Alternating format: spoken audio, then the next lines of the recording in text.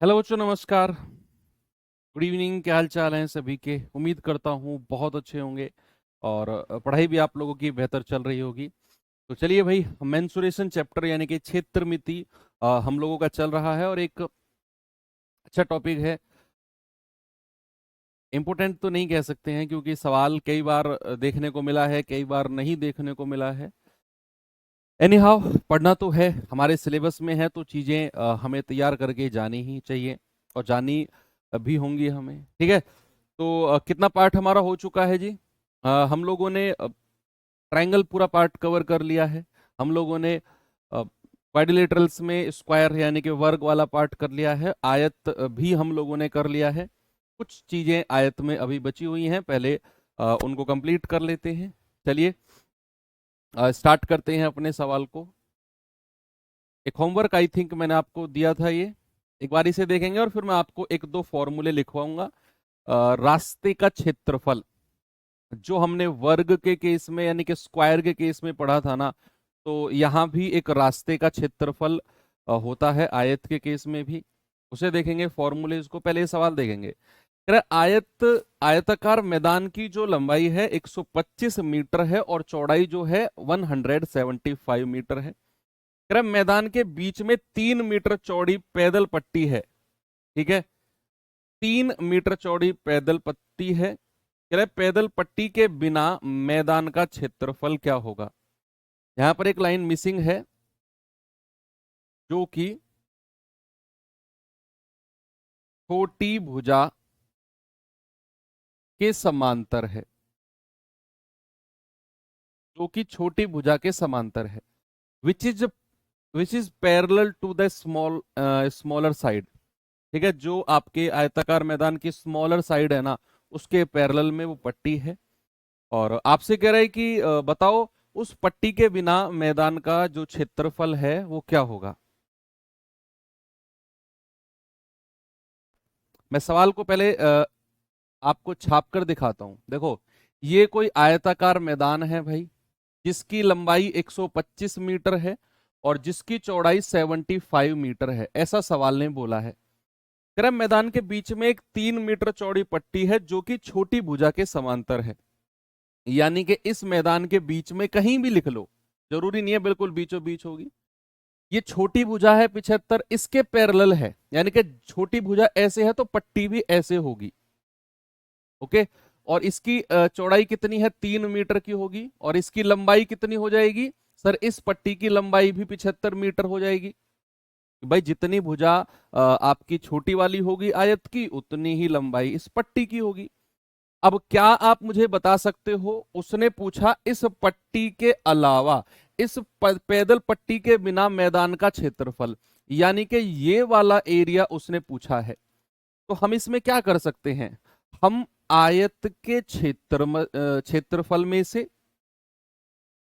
और इस पट्टी का क्षेत्रफल माइनस कर देंगे। तो आयत का क्षेत्रफल कितना होगा? लंबाई गुणा चौड़ाई, 125 गुणा 75। और उसमें से इस पट्टी का क्षेत्रफल, देखो बच्चे, ये पट्टी भी तो एक आयत है भाई, ये भी तो एक रेक्टेंगल है। और पट्टी का क्षेत्रफल कितना होगा? 3 × 75। मैंने क्या किया? मैंने इस पूरे आयत के क्षेत्रफल में से इस छोटी सी पट्टी का क्षेत्रफल माइनस कर दिया, लंबाई गुणा चौड़ाई। जो भी मुझे मिलेगा वो आपका रिक्वायर्ड एरिया होगा। पैदल पट्टी के बिना जो क्षेत्रफल है, ये वाला जो एरिया है, ये हमें चाहिए और ये हमें मिल जाएगा। जल्दी से आप मुझे बताओ इस सवाल का जवाब क्या होगा। भाई, यहां आप गुणा कर सकते हैं। 125 पंजे कितना होता है? 625, हासिल का 62। 125 सत्ते कितना होता है? 875। और 5 और 2 7, 7 और 6 13, 8 और 1 9, यानी कि 937। और उसमें से माइनस कितना करना है? 3 पंजे 15, 3 सत्ते 21 और 1 22। 5 में से 5 गया 0, 7 में से 2 गए 5, और 93 में से 2 गए 91। हमारा आंसर कितना आना चाहिए? 9150 आना चाहिए, है ना? तो यही चाहिए, 9150। एक आयताकार मैदान का लंबाई 125 मीटर है।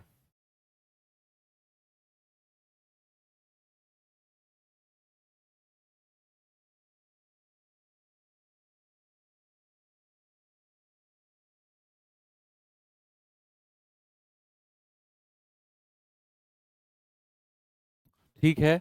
मैदान के बीच में 3 मीटर चौड़ी पैदल पट्टी है। पैदल पट्टी के बिना मैदान, अब ये पट्टी कैसे है ये इसने क्लियर नहीं की, तभी तो मैंने इसको ऐसे लिखा। ये इसने क्लैरिटी नहीं दी है कि पैदल पट्टी है कैसे। अगर मैं ऐसे मानता हूं पट्टी, तो फिर आपका आंसर 9150 बिल्कुल ठीक है। तो फिर आपका आंसर बिल्कुल ठीक है। लेकिन हो सकता है कि इसने पट्टी को ऐसे माना हो।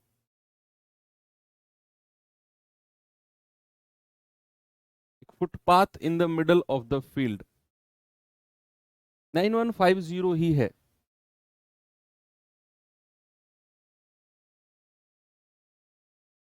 और क्या हो सकता है, ऐसे पट्टी बना के देखें एक बार। एक बार इसी सवाल में ऐसे पट्टी बना के देखना भाई, फिर सॉल्यूशन बताना मुझे। कि सपोज इसने पट्टी को ऐसे बनाया हो, मान लो ये कोई आयताकार मैदान है और इसने ऐसे पट्टी को बनाया हो, ऐसे 3 मीटर। अब लंबाई 125 है, चौड़ाई 75 है। इस पट्टी की लंबाई भी 125 हो जाएगी। अब बताना भाई इसका जरा, बताना इसका आंसर अब कितना होगा। कि भाई अब कहेंगे 125 गुणा 75 माइनस 125 गुणा 3, पट्टी का क्षेत्रफल में माइनस कर रहा हूं। 125 गुणा 75 तो अभी आपने निकाला 9375, और 125 गुणा 3 अगर मैं करूंगा तो ये कितना आएगा, ये आएगा आपका 375। तो 009,000 आ जाएगा। ऑप्शन मैच कर रहा है तो हो सकता है कि इसने पट्टी को ऐसे बनाया हो सकता है फिर इसने पट्टी को ऐसे बनाया हो, बड़ी भुजा के समांतर बनाया हो, है ना। फिर कर लेते हैं इसको करेक्ट, जो कि बड़ी भुजा के समांतर है। दो सवाल बन गए। चलो, आप पिछले वाले सवाल को भी सही मानो कि अगर छोटी भुजा के समांतर होगा तो आपका आंसर 9150 होगा, और अगर बड़ी भुजा के समांतर होगा तो फिर आपका आंसर 9000 होगा। दोनों, चलो सवाल गलत कोई सा भी नहीं मानते, दोनों को ही सही मान लेते हैं। ठीक है। अब फॉर्मूले पे आते हैं रास्ते के क्षेत्रफल पे।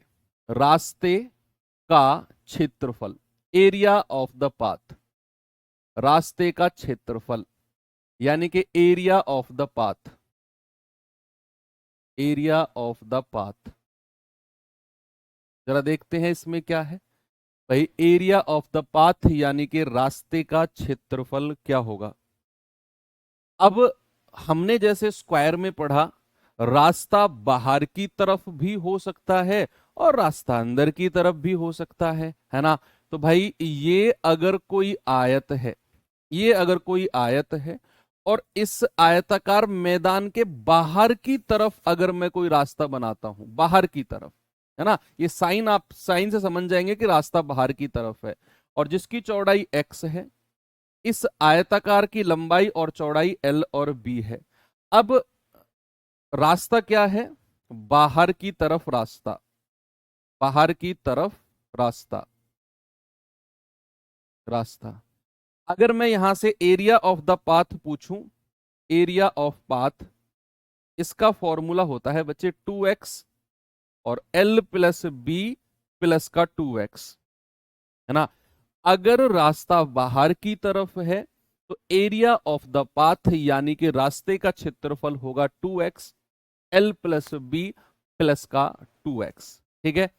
और यहीं पर अगर मैं इसी चीज को चेंज कर दूं, ये कोई आपका आयत है, लंबाई और चौड़ाई, और इसमें रास्ता ना अंदर की तरफ है।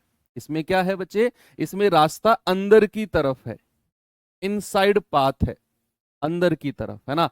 मान लो इसकी चौड़ाई x है, तो यहां पर रास्ता अंदर की तरफ है, रास्ता अंदर की तरफ, अंदर की तरफ, रास्ता अंदर की तरफ। तो यहां पर एरिया ऑफ पाथ क्या होगा, एरिया ऑफ पाथ ये होगा 2x और l प्लस बी माइनस का 2x। क्या होगा बच्चे? 2x l plus B minus का 2x। बात समझ में आई?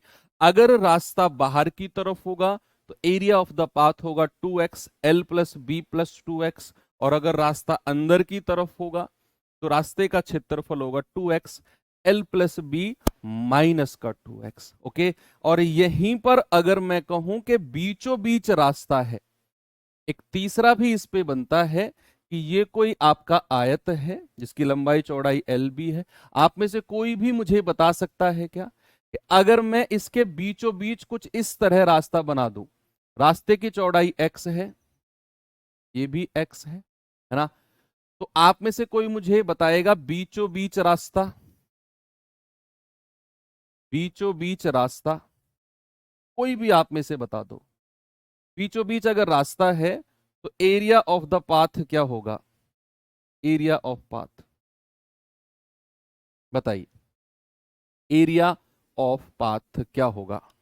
इसके बाद एक दो सवाल कराऊंगा और फिर हम अपने समचतुर्भुज यानी कि रोम्बस की तरफ बढ़ जाएंगे। आज मैं आपको रोम्बस और पैरेललोग्राम यानी कि समांतर चतुर्भुज और उसके बाद ट्रेपीजियम यानी कि समलंब चतुर्भुज तीनों करा दूंगा। छोटे छोटे से पार्ट ही हैं तीनों। ओके,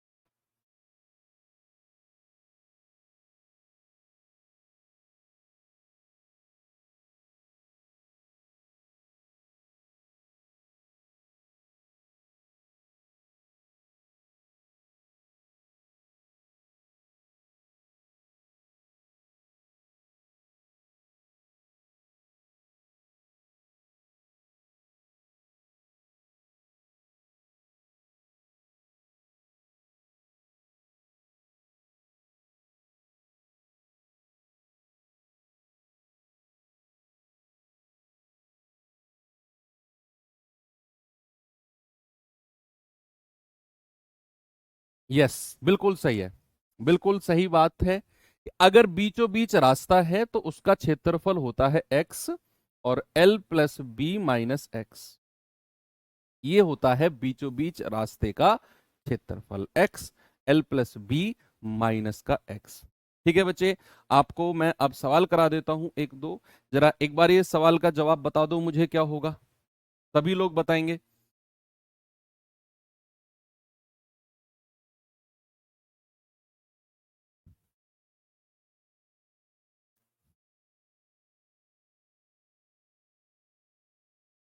सवाल है, एक 10 मीटर लंबे और 8 मीटर चौड़े आयताकार प्लॉट के बाहर चारों ओर एक 6 मीटर चौड़ा रास्ता है। बाहर की तरफ उसने बोला है कि रास्ता जो है बाहर की तरफ है 6 मीटर चौड़ा। तो कह रहा है कि रास्ते का क्षेत्रफल यानी कि एरिया ऑफ द पाथ क्या होगा? तो यहां बच्चे कोई आयत है, कोई हमारा रेक्टेंगल है। इस आयत की लंबाई कितनी दे रखी है? 10। इसकी चौड़ाई कितनी दे रखी है? 8। कह रहा है इसमें बाहर की तरफ 6 मीटर चौड़ा रास्ता है, बाहर की तरफ। तो बाहर की तरफ कितने मीटर का रास्ता है? 6 मीटर का है, दोनों तरफ से, चारों तरफ से मतलब। कह रहा है बताओ रास्ते का क्षेत्रफल यानी कि एरिया ऑफ द पाथ क्या होगा? आप जानते हैं कि रास्ते का क्षेत्रफल जब रास्ता बाहर की तरफ होता है तो एरिया ऑफ पाथ का फॉर्मूला होता है 2x l plus B plus का 2x। होता है कि नहीं भाई? x का मान कितना है? 6, तो 6 दूनी 12, l प्लस बी यानी कि 10 प्लस 8, और प्लस का 2x यानी कि 6 दूनी 12। तो 12 गुणा 12 8 20 और 10 30 यानी कि 12 तिया 36। आपका आंसर कितना होगा? 360 मीटर स्क्वायर। क्या होगा बच्चे? आपका आंसर होगा 360 मीटर स्क्वायर। क्लियर है ना? अगर मैं इसी सवाल को थोड़ा सा चेंज कर दूं, इसी सवाल को बच्चे थोड़ा सा अगर मैं चेंज कर दूं और इसी सवाल में मैं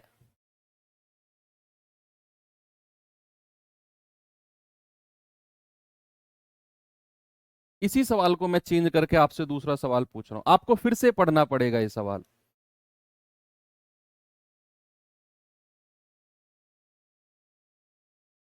अब आप पढ़िए और बताइए मुझे इस सवाल का जवाब। सवाल कर रहा है एक 10 मीटर लंबे, अब सवाल चेंज हो गया ये, है ना। अब सवाल बिल्कुल जज्बात सारे बदल गए सवाल के। अब सवाल के ना जज्बात सारे बदल गए। कह रहे कि एक 10 मीटर लंबे 8 मीटर चौड़े आयताकार प्लॉट के अंदर अंदर चारों ओर एक 6 मीटर चौड़ा रास्ता है, तो रास्ते का क्षेत्रफल बताओ। A path 6 metre wide runs around and inside the rectangular plot of length 10 metre and breadth 8 metre, the area of the path is what. बताइए। तो यहां पर आपके पास अब एक कोई रेक्टेंगल है बच्चे, उसके अंदर की तरफ रास्ता है, यानी कि इस की 10 और 8 है। अगर मैं इसके अंदर की तरफ कोई रास्ता बना दूं और जिसकी चौड़ाई कितनी है 6 मीटर की चौड़ाई है, जिसकी चौड़ाई कितनी है बच्चे 6 मीटर की है रास्ते की। आपसे कह रहे कि बताओ रास्ते का क्षेत्रफल क्या होगा। क्या ये पॉसिबल है क्या भाई? 8 मीटर चौड़ाई में 6 मीटर का चौड़ा रास्ता हो सकता है क्या? आप आंसर कैसे बता रहे हो? आप आंसर बता कैसे रहे हो? क्या ये पॉसिबल है कि किसी आयताकार प्लॉट की चौड़ाई 8 मीटर हो और 6 मीटर के रास्ते बना दो उसके अंदर, तुम 12 मीटर का रास्ता बना दो? ये प्रैक्टिकली तो सोचो थोड़ा। 72 72 बस तो आपको फॉर्मूले में फिट करनी है चीजें, सोचना नहीं है प्रैक्टिकली उसके बारे में। ऐसा कैसे पॉसिबल हो सकता है? बताओ भाई। नहीं हो सकता है ना? यस। चलो फिर मैं इसको भी थोड़ा सा चेंज कर देता हूं, 2 मीटर चौड़ा बना देता हूं, 2 मीटर, है ना। इसको 2 मीटर बना देते हैं। तो अब आपका जो सवाल है वो बिल्कुल चेंज हो जाएगा कि भाई ये कोई आयताकार प्लॉट है, इसके अंदर की तरफ रास्ता है, जिस रास्ते की जो चौड़ाई है ना वो कितनी है बच्चे, वो 2 मीटर का चौड़ा है। 2 मीटर चारों तरफ से कितना है, चारों तरफ से 2 2 मीटर चौड़ा है। अब बन जाएगी बात, है ना। तो यहां से अगर रास्ता अंदर की तरफ है तो एरिया ऑफ द पाथ कितना होगा? एरिया ऑफ पाथ होगा बच्चा 2x L plus B minus का 2x। ठीक है, x का मान 2 रखेंगे तो 2 दूनी 4, एल प्लस बी यानी कि 10 प्लस 8 माइनस का 2x यानी कि 2 दूनी की 4। 10 8 18, 18 में से 4 गए 14 और 14 चौके 56। एरिया ऑफ द पाथ कितना होगा बच्चे? एरिया ऑफ द पाथ होगा 56 मीटर स्क्वायर।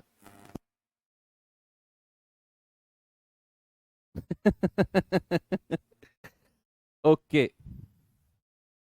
क्या बात है। चलो आगे बढ़ते हैं, अब थोड़ा सा आएंगे अपने अगले टाइप की तरफ। और इस टाइप में बच्चे अब हम पढ़ने वाले हैं समचतुर्भुज।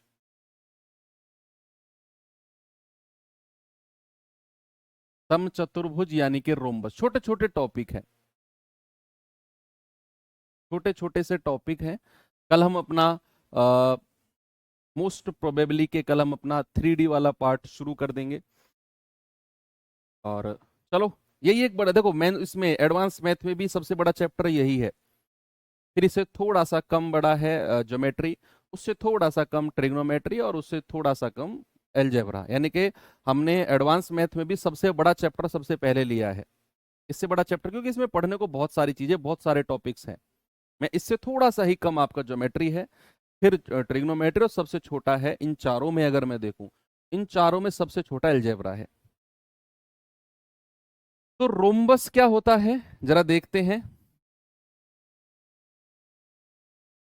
ये होता है बच्चे रोम्बस, यानी कि आपको मैंने वर्ग दिखाया।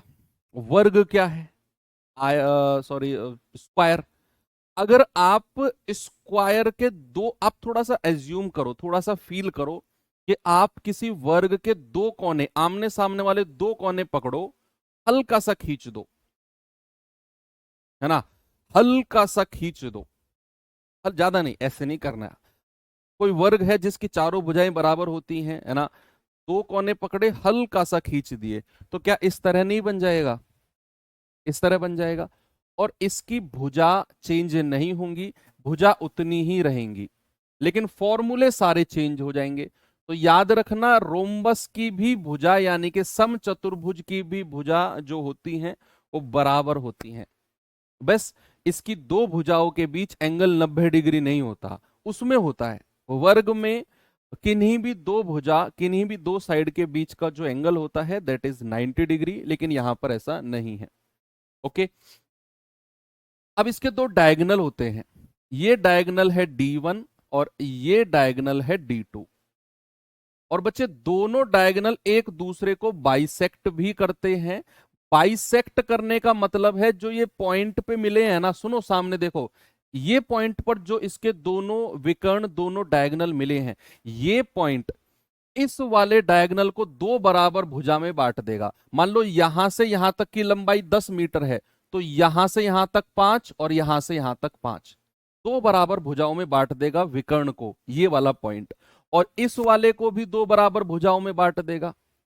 और दोनों विकर्ण के बीच जो एंगल होता है बच्चे वो 90 डिग्री का होता है। कितने का होता है? 90 डिग्री का होता है। ठीक है, अब इसके कुछ फॉर्मूलेज हैं। भैया पेरीमीटर का फॉर्मूला तो मैं भूल गया, तुम याद दिला सकते हो मुझे इसके परिमाप का फॉर्मूला? दिला तो सकते हो यार, कि इसका अगर मैं पेरीमीटर यानी कि परिमाप आपसे पूछूं, आप कहेंगे सर पेरीमीटर यानी कि परिमाप हो जाएगा a plus a plus a plus a यानी कि 4a। भाई किसी भी समचतुर्भुज का पेरीमीटर होगा उसकी चारों भुजाओं का योग, और चारों भुजा तो ए है, तो भैया हो जाएगा 4a। ओके, अगर मैं इसके एरिया यानी कि क्षेत्रफल की बात करता हूं, एरिया की बात करता हूं, तो एरिया होता है 1/2 गुणा D1 गुणा D2। D1 और D2 क्या है भाई? D1 और D2 है इसके विकर्ण। D1 एंड D2 क्या है? D1 एंड D2 क्या है? विकर्ण यानी कि डायगोनल्स। तो आप दोनों विकर्ण को गुणा करके 1/2 से गुणा कर दो, 1/2 गुणा D1 गुणा D2, यही होता है किसी भी रोम्बस का क्षेत्रफल, किसी भी समचतुर्भुज का क्षेत्रफल। अब एक इसका बड़ा ही गोल्डन, बड़ा ही प्यारा सा फॉर्मूला होता है, बड़ा काम आता है। D1 square plus D2 square बराबर 4 into a square. D1 square plus D2 square बराबर 4a स्क्वायर। दोनों डायगोनल के वर्ग करके ऐड करोगे तो 4 गुणा भुजा का स्क्वायर हमें मिल जाता है। अब इसमें कलाकारी दिखाऊं आपको, इसमें कलाकारी क्या होती है। देखो, अभी अभी मैंने आपको एक बात बताई कि ये अगर रोम्बस है, सुनना सामने देखना, आपकी कैलकुलेशन बहुत आसान हो जाएंगी। मैं लिटरली कह रहा हूं बहुत आसान कैलकुलेशन हो जाएंगी।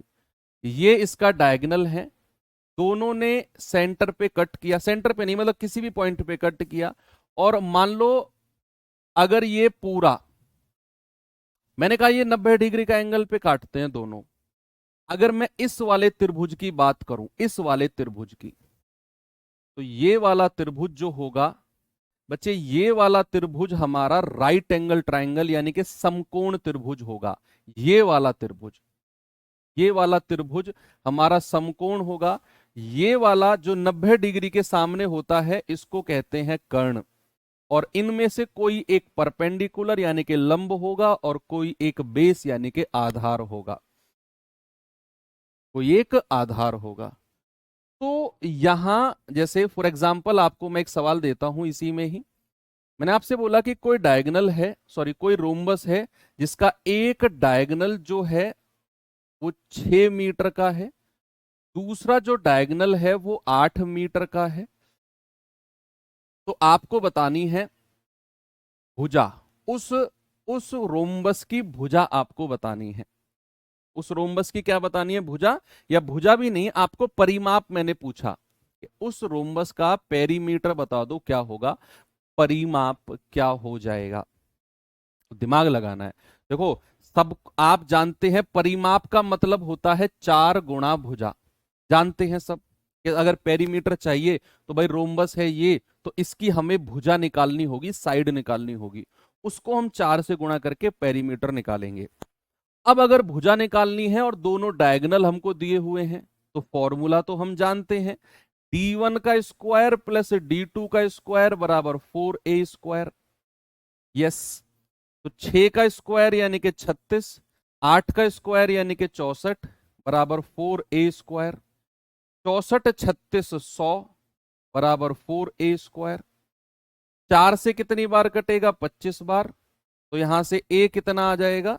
a आ जाएगा, स्क्वायर हटेगा तो इधर बन जाएगा रूट, यानी कि a आ गया 5। आपको भुजा मिल गई 5। अब भुजा जैसे ही आपको मिली बच्चा, आप परिमाप बता सकते हो, सर 4 इंटू 5 दैट इज 20। क्या आपको कोई प्रॉब्लम है यहां? आप कहेंगे सर कोई दिक्कत नहीं है, लेकिन अगर मैं कहूं कि आपकी ये वाली कैलकुलेशन जो है इसको मैं गायब ही कर दूं, बस थोड़ी सी आपको, जो मैंने त्रिभुज में, राइट एंगल ट्रायंगल समकोण त्रिभुज में ट्रिपलेट का ज्ञान दिया था, वो और जो थोड़ा सा इसमें मैंने बताया है वो मिक्स करना होगा। आपको उसने दिया है कि एक डायगोनल 6 है, मान लो ये वाला डायगोनल अगर मैं 6 मान लेता हूं, ये वाला, तो इस पॉइंट से यहां तक की भुजा कितनी होगी? 3। और ये वाली भुजा कितनी होगी? सर ये भी 3 होगी। भाई 2 बराबर भुजा में बांट देगा। अब ये वाला जो आपका लाइन है ये 8 मीटर की है, तो यहां से यहां तक 4 और यहां से यहां तक 4। अब मैंने कहा कि ये वाला जो त्रिभुज होता है बच्चा, ये आपका राइट एंगल ट्रायंगल यानी कि समकोण त्रिभुज होता है। और आप जानते हैं समकोण त्रिभुज में एक भुजा अगर 3 है, एक 4 है, तो अकॉर्डिंग टू ट्रिपलेट तीसरी जो साइड है वो कितनी हो जाएगी? वो 5 हो जाएगी। बिल्कुल बेसिक बात है। आप कहेंगे सर ये 3 है, ये 4 है, तो तीसरी भुजा यानी कि a का मान कितना हो जाएगा? 5 हो जाएगा। और अगर a का मान 5 मिला तो सर पेरीमीटर तो 4a होता है, 5 चौके 20। मैं कह रहा हूं ये सब कुछ करने की आपको कोई जरूरत नहीं है, ये फॉर्मूला लगाने की आपको कोई नीड नहीं है, अगर आप ये बात समझे तो। नहीं समझे तो फिर d1 d2 दिया हुआ है, आप सीधा यहां फॉर्मूले में रखो, भुजा आ जाएगी, 4 से गुणा करो, 4 पंजे 20, आपका आंसर आपके सामने होगा। कोई प्रॉब्लम? ओके, आगे बढ़ते हैं। अब मैं सवाल देता हूं आपको, जरा देखेंगे, दिमाग लगाएंगे इस सवाल में क्या हो सकता है।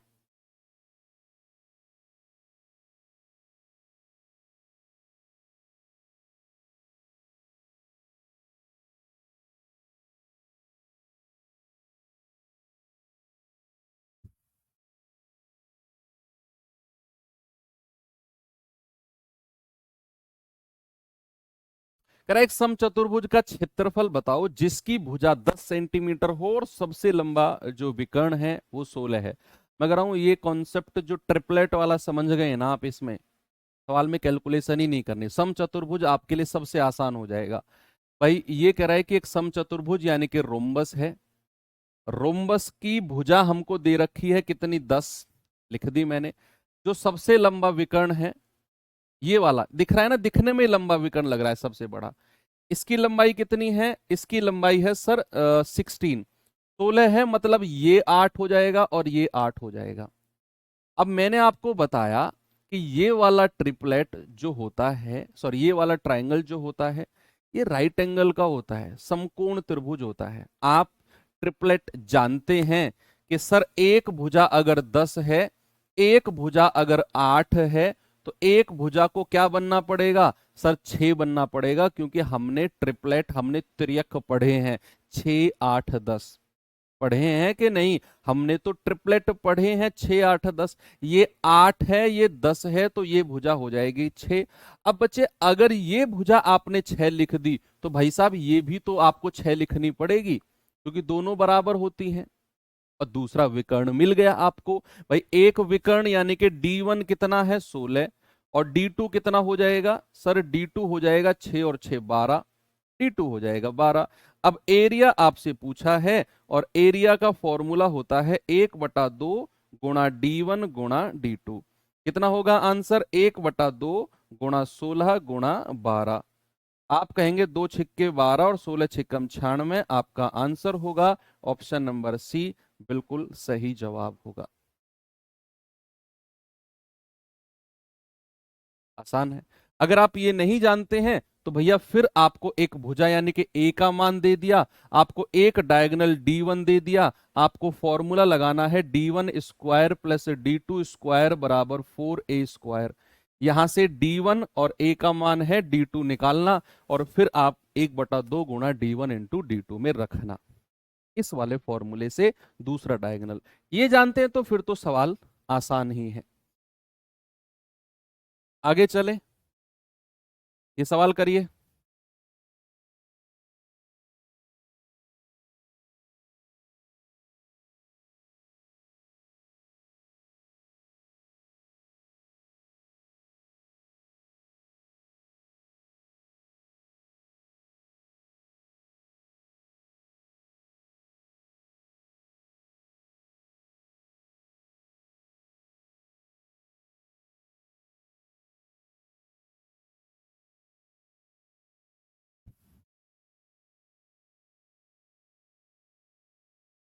बताओ भाई जल्दी से जवाब।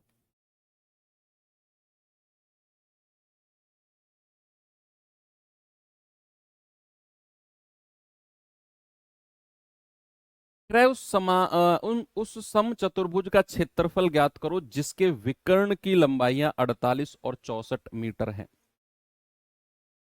जिसके विकर्ण की लंबाई, अब यहां तो आपको D1 और D2 दे दिया। D1 48 और D2 कितना दे दिया 64।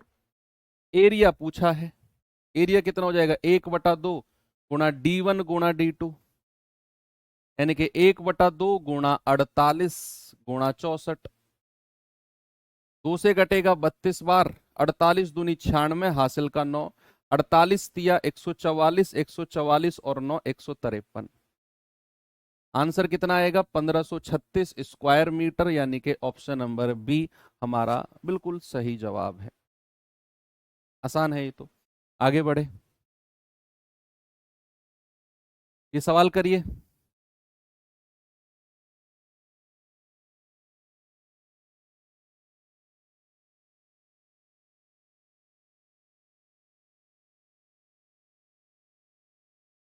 एक समचतुर्भुज रोम्बस का क्षेत्रफल 440 सेंटीमीटर स्क्वायर है।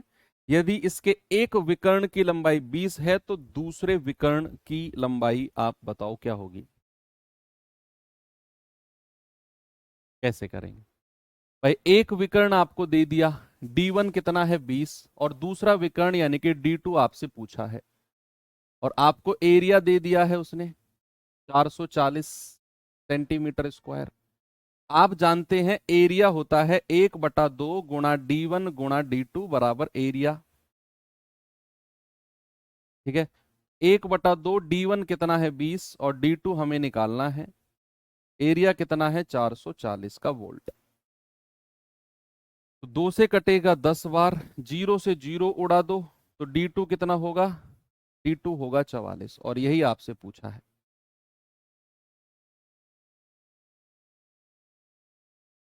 ठीक है, अब एक सवाल आपको मैं ऐसा कराता हूं जहां आपसे थोड़ा सा अलग चीज की कैलकुलेशन कराएगा।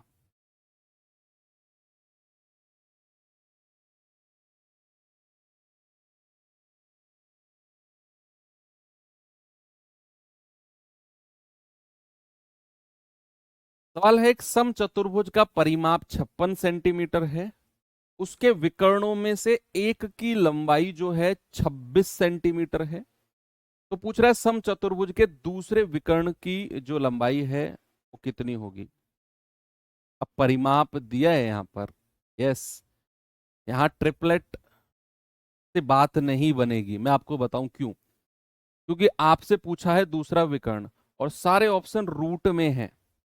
सारे ऑप्शन अगर रूट में है तो मतलब ट्रिपलेट नहीं बन रहा होगा। यस, तो फिर आपको थोड़ा सा फॉर्मूले की हेल्प लेनी पड़ेगी। भाई परिमाप यानी कि 4a का मान कितना दे रखा है 56, 4 से कटेगा 14 बार, यानी कि a बराबर कितना आ गया 14। तो भुजा तो आपको मिल गई 14, एक विकर्ण आपको दे दिया 26 और दूसरा विकर्ण आपसे पूछा है। अब मैं यहां ट्रिपलेट नहीं लगा पाऊंगा क्योंकि दूसरा विकर्ण की लंबाई पूछी और सारे ऑप्शन रूट में हैं, तो ट्रिपलेट तो बात नहीं बनेगी। तो फिर हम क्या करेंगे, फॉर्मूला हमारे पास जिंदाबाद है, d1 square plus d2 square बराबर 4 × a स्क्वायर। d1 कितना है बच्चे, 26 का स्क्वायर प्लस d2 का स्क्वायर और 4 × a का स्क्वायर यानी कि 14 का स्क्वायर। तो 26 का स्क्वायर 676 प्लस d2 का स्क्वायर 14 का स्क्वायर होता है 196 इंटू 4 टाइम्स 4 छिंग 24, 2 4 नाम 36, 2 38, 4 एकम 4 3 7। तो d2 का स्क्वायर कितना होगा 784 और उसमें से 676 माइनस करेंगे। 14 में से 6 गया 8, 7 में से 7 गया 0 और 7 में से 6 गया 1। तो d2 का स्क्वायर आ गया 108। तो क्या मैं d2 कह सकता हूं √108? यस। कोई दिक्कत है आपको? नहीं ना। और √108 को क्या हम ऐसे लिख सकते हैं 36 × 3, यानी कि 108 को मैंने इस कदर तोड़ा कि इसमें से मैक्सिमम जो स्क्वायर रूट संख्या है, परफेक्ट स्क्वायर, वो बाहर निकल जाए, पूर्ण वर्ग। तो 108 को 36 × 3 में तोड़ा तो 36 एक पूर्ण वर्ग है, तो 6 बाहर निकल आएगा और √3 अंदर बचेगा, यानी कि हमारा जो दूसरा डायगोनल है बचा वो है 6√3। ये अच्छा सवाल है जहां पर आप ट्रिपलेट नहीं बना सकते हो। अक्सर कंफ्यूजन रह जाता है ना कि सर जरूरी थोड़ी है कि हर बार ट्रिपलेट बने, ऐसा भी तो हो सकता है ट्रिपलेट बने ही ना। तो फिर आप फॉर्मूले से जाकर अपना आंसर निकाल सकते हो बड़े आराम से। नहीं, 4a का मान डायरेक्ट 56 नहीं रख सकते हो बच्चे, वो 4a है और ये 4 × a² अलग है। आप ऐसा सोच रहे हो ये 4a का स्क्वायर, नहीं ये नहीं है, ये 4 अलग है और a² अलग है। मासूम बच्चे। चलो अब आते हैं अपने अगले पार्ट की तरफ जिसका नाम है समांतर चतुर्भुज। समांतर चतुर्भुज यानी कि पैरेललोग्राम।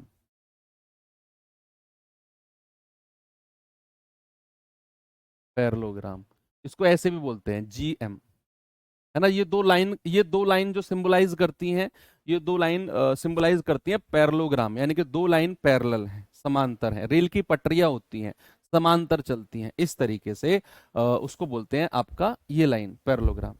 अब बना के दिखा देता हूं मैं आपको कैसे बनता है, कहां से बनाऊं। ये यहां से बना सकते हैं। ये देखो इस तरह होगा, यानी कि मैंने जब आपको रोम्बस पढ़ाया तो मैंने बोला कि आप किसी वर्ग को दो कोने पकड़े ऐसे खींच दें वर्ग को, तो वो रोम्बस बन जाएगा। और अगर आप किसी आयत, किसी रेक्टेंगल के दो कोने पकड़ते हो जिसकी लंबाई और चौड़ाई होती है, ऐसे खींच दो हल्का सा, वो बन जाएगा आपका पैरेललोग्राम यानी कि समांतर चतुर्भुज। आमने सामने वाली भुजा हमेशा पैरेलल होंगी, समांतर, रेल की पटरियों के माफिक, रेल की पटरियों के जैसे सामने, आमने सामने वाली भुजा कभी आपस में नहीं मिलेंगी और ये भी आमने सामने वाली भुजा हमेशा समांतर होंगी, इसीलिए इसको समांतर चतुर्भुज बोला जाता है। पहली बात। दूसरी बात, ये इसकी लंबाई है, ये इसकी चौड़ाई है b। बच्चे इसमें एक हाइट होती है, यानी कि इस कोने से अगर मैं इस कोने पर एक लाइन डालूं जो 90 डिग्री का मान बनाए, उसको मैंने नाम दिया H1। उसको मैंने नाम दिया क्या, उसको नाम दिया मैंने H1। देखो ये भी लंबाई होगी और ये भी इसकी चौड़ाई होगी, ठीक है। तो इसका अगर पेरीमीटर कोई पूछे, पेरीमीटर, तो आप सीधा कह देंगे सर 2l + b होता है ना, वही आयत वाला ही केस। अगर इसका क्षेत्रफल पूछे तो आप लंबाई गुणा चौड़ाई नहीं कहोगे, नहीं, उस केस में नहीं कहेंगे। तो यहां पर एक सामने की भुजा से एक लंब यानी कि परपेंडिकुलर डाला जाता है जो 90 डिग्री का कोण बनाता है, कहते हैं H1। तो एरिया होगा इसका H1 × L। क्या होगा, जिस भी भुजा पर ये परपेंडिकुलर डलेगा ना, ये लंब जिस भी भुजा पर, जिस भी साइड पर डलेगा, वो साइड और ये लंब को गुणा करोगे तो आपको इसका क्षेत्रफल मिलेगा। और क्षेत्रफल का फॉर्मूला दूसरा भी होता है भाई, जरूरी थोड़ी है ये लंब ये वाला हो, ऐसे भी तो हो सकता है,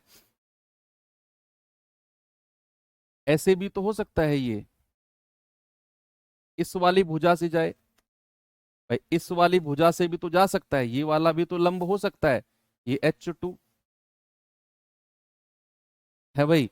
सामने वाली भुजा से पड़े, जरूरी थोड़ी है, ऐसे भी तो जा सकता है इस वाली भुजा से, और इस बी पे पड़ेगा, तो आपका एरिया कितना हो जाएगा, H2 गुणा बी। उस केस में आपका एरिया कितना हो जाएगा, H2। और जिस भी भुजा पर जाकर ये लंब खत्म होता है, ये परपेंडिकुलर खत्म होता है, उस भुजा को ले लेना है, और जो इस लंब की परपेंडिकुलर की लंबाई है उसको ले लेना है।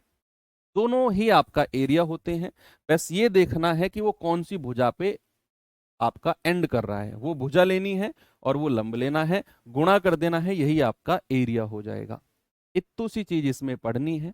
चलो आपको मैं सवाल देता हूं,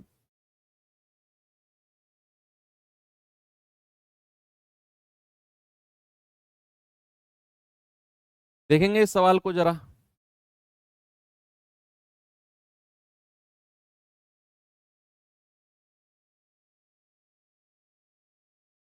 ये सवाल करिए जरा।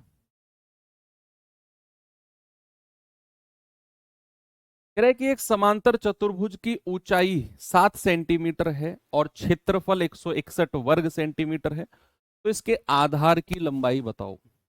आधार की लंबाई, एरिया और sorry length of the base. ये कोई समांतर चतुर्भुज है, ये लंबाई है, ये चौड़ाई है। सपोज मान लिया कि ये लंब पड़ा हुआ है H और L पर पड़ा है ये, है ना, तो एरिया कितना होगा, एरिया हो जाएगा L इंटू एच, है ना, और किसके बराबर है, 161 के। और इसका मान कितना दे रखा है, 7, तो 7 इंटू L बराबर 161, तो L का मान कितना आ जाएगा, 161/7 यानी कि 23। भाई आधार की लंबाई कितनी आ गई, आधार की लंबाई आ गई 23, है ना। आगे चले, चलो ये सवाल देख, बहुत छोड़, मतलब ये मुश्किल है, समांतर चतुर्भुज आना मतलब ना के बराबर है। अगर मेंसुरेशन में वो घुसा और चतुर्भुज की तरफ ही गया एग्जामिनर, तो वो आयत और वर्ग पे खत्म हो जाएगा, वो उससे आगे नहीं जाएगा, वो रोम्बस तक भी बहुत मुश्किल जाएगा। समलम सॉरी सम चतुर्भुज से भी बहुत रेयरली है सवाल बने, समांतर चतुर्भुज तक तो नहीं पूछेगा एग्जामिनर, लेकिन फिर भी हम एक मोटा मोटा आइडिया दो दो तीन तीन सवाल करके ले रहे हैं, इनकेस बन जाए तो हम कर लें, नहीं तो वो रोम्बस तक मुश्किल जाएगा, आयत और वर्ग में से ही आपको सवाल दे देगा एग्जामिनर अगर गया तो।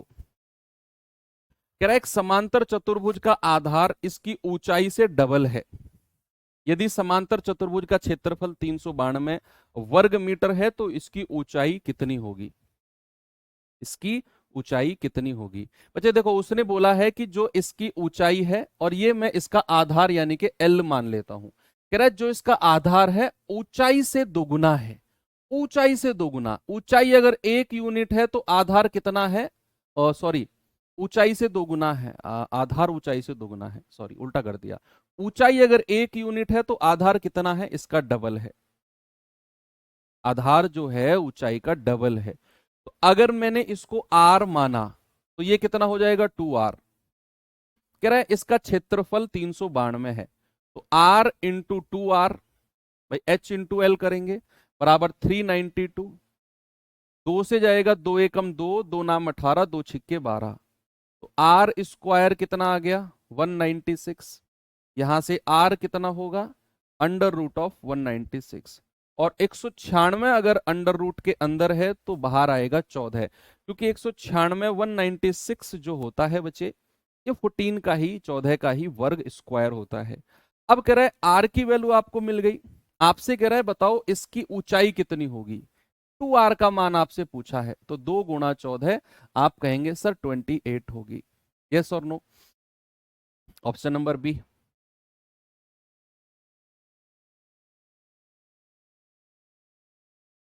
सर राइट एंगल ट्राइंगल पूछेगा, मेरी भविष्यवाणी, हाँ पूछ सकता है, राइट एंगल ट्रायंगल से भी सवाल बन सकता है। चलो समलंब चतुर्भुज और देख लेते हैं।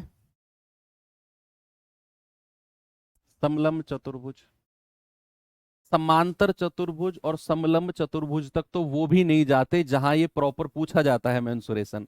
वो लोग भी समांतर और समलंब चतुर्भुज बहुत मुश्किल से पूछते हैं सवाल।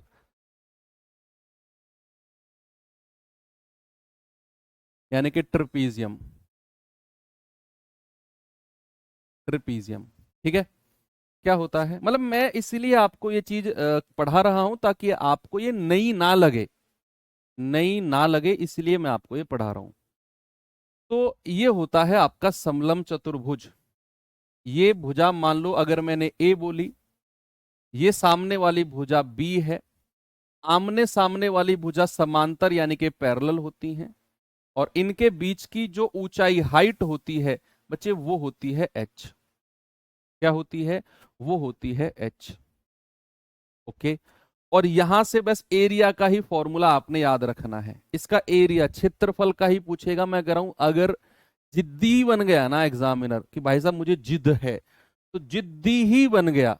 अच्छा हाइट पूछी है, कोई दिक्कत नहीं है, हाइट निकाल दो बच्चे। ऊंचाई पूछी है ना, तो आर का मान कितना है, 14।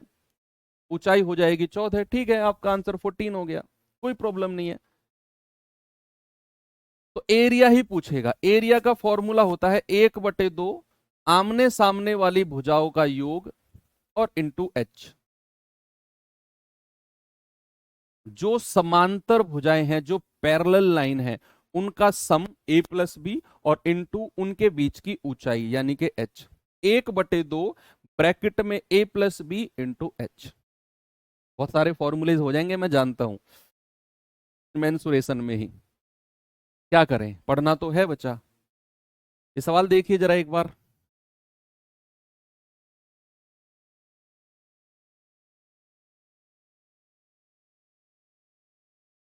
कह रहा है उस समलंब चतुर्भुज का क्षेत्रफल ज्ञात करो। उस ट्रपीजियम का क्षेत्रफल ज्ञात करो जिसकी समांतर भुजाओं की लंबाई 3 और 5 है और समांतर भुजाओं के बीच की न्यूनतम दूरी 6 है। यानी कि आपसे कह रहा है कि कोई ट्रपीजियम है। अगर उसने बोला ना समांतर भुजा, समांतर भुजा यानी कि ये आमने सामने वाली भुजा की बात कर रहा है, और इनकी लंबाई 3 और 5 है। सपोज ये 3 है और ये 5 है, और इनके बीच की जो दूरी है वो कितनी दे दी इसने, कि इनके बीच की दूरी है 6। ये h का मान है, ये b का मान है, ये a का मान है। आप जानते हैं एरिया क्या होता है बच्चा, एरिया होता है 1/2 a+b समांतर भुजाओं का योग इंटू एच। 1/2, 5 और 3 कितना होता है 8, और h कितना है 6। 2 तिया 6 और 8 तिया 24। यानी कि उस समलंब चतुर्भुज का एरिया हो जाएगा 24। कितना हो जाएगा, 24 हो जाएगा। ये सवाल करिए।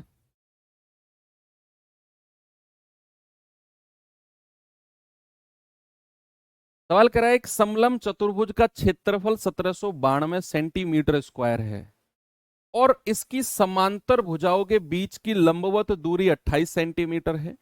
यदि समांतर भुजाओं में से एक की लंबाई 72 है तो दूसरी भुजा की लंबाई हमको बतानी है, क्या होगी।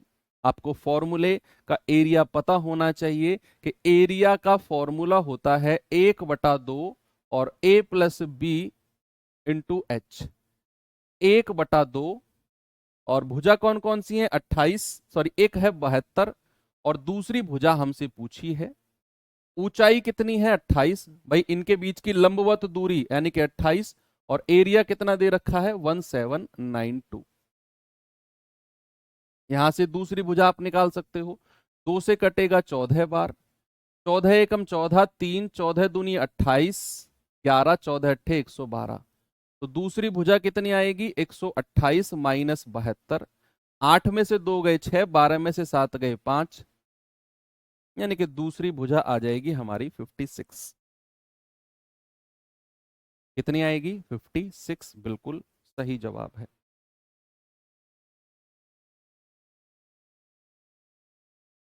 ओके, चलो आगे बढ़ते हैं। सवाल आपको मैं अब होमवर्क दे रहा हूं, आप मुझे इसका जवाब टेलीग्राम ग्रुप में बता सकते हैं। बाकी कल हम इस सवाल का सॉल्यूशन करके अपना वृत्त यानी कि सर्कल वाला जो पार्ट है, छोटा सा पार्ट है, उसे करके फिर हम आगे बढ़ेंगे। सेमी सर्कल के भी 2-4 सवाल आपको मैं करा दूंगा और फिर हम पढ़ेंगे 3D, 3 डायमेंशनल ज्योमेट्री पढ़ेंगे। या फिर हो सकता है कि 3D से पहले कल मैं आपको इन सभी के मिक्सअप क्वेश्चंस भी करा दूं, है ना, सर्कल और सेमी सर्कल पढ़ने के बाद। और 3D हम परसों से शुरू करें। ओके, इस वीक में आपका मेंसुरेशन खत्म होकर नेक्स्ट चैप्टर भी शुरू हो जाएगा। और ऐसा भी हो सकता है कि सैटरडे या संडे में से कोई एक दिन सेलेक्ट करके मैं आपकी 2-3 घंटे की क्लास एक मैराथन टाइप में एप्लीकेशन पर ही करा लूँ मैं। वीकेंड आने दो, देखते हैं, सोचते हैं क्या करना है। ओके, तो चलिए ठीक है बच्चा, मिलते हैं अब कल के सेशन में। थैंक यू, बाय बाय, जय हिंद।